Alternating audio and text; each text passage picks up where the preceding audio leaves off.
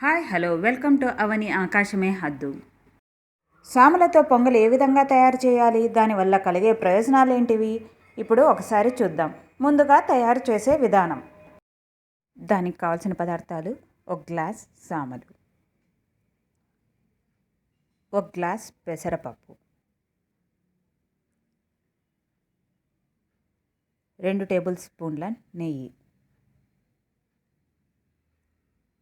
జీలకర్ర, ఆవాలు, మినప్పాలు, శనగపాలు అన్నీ కలిపి 2 టేబుల్ స్పూన్లు, కరివేపాకు తగినంత, అల్లం పేస్ట్ 1 స్పూను, మిరియాల పొడి 1 టేబుల్ స్పూన్, 2 పచ్చిమిరపకాయలైనా తీసుకోవచ్చు లేదా ఎండుమిరపకాయలైనా తీసుకోవచ్చు, 1 టేబుల్ స్పూన్ సాల్ట్, పాలు 1 గ్లాసు, కొత్తిమీర తురుము తగినంత. ఇప్పుడు తయారు చేసుకునే విధానం. ముందుగా సామల్ని 8 గంటల పాటు నానబెట్టుకోవాలి.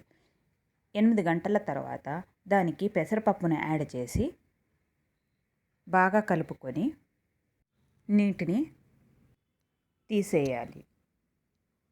దీనికి ఇప్పుడు 6 గ్లాసుల వాటర్ని యాడ్ చేయాలి. మొత్తం నేను తీసుకుంది 1 గ్లాసు సామలు, 1 గ్లాసు పెసరపప్పు. దీనికి 6 గ్లాసుల వాటర్ని యాడ్ చేస్తున్నాను.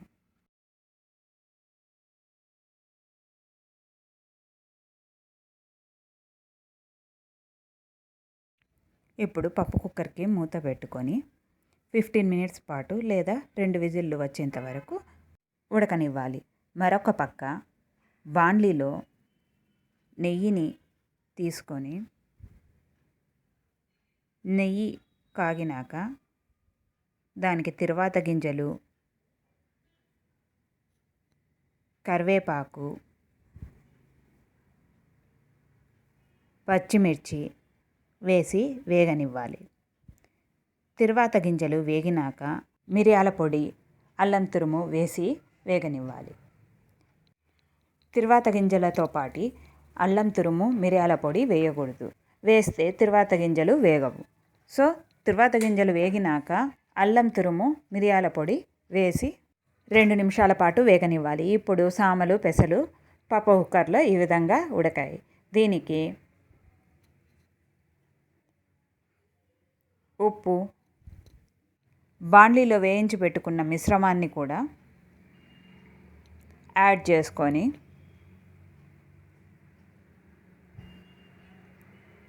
పాలని కూడా యాడ్ చేసుకొని బాగా కలుపుకోవాలి.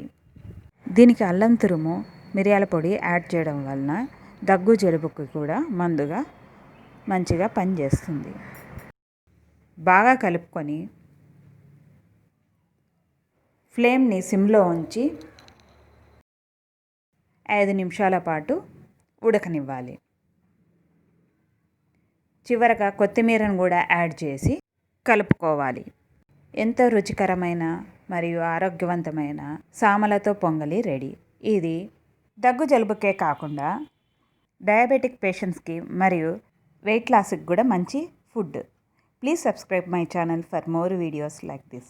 If you like my video, please share it. Thank you.